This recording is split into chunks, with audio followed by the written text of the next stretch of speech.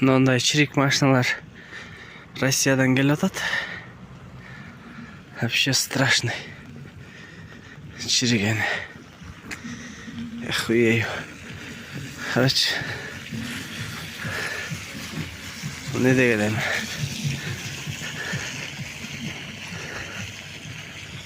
Да.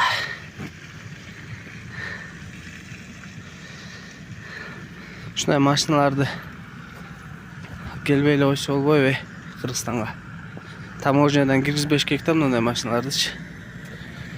Не дегенем? Пиздец. Короче.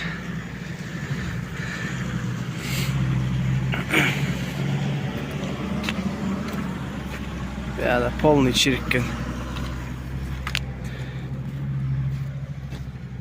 Нахуй бияктан бар.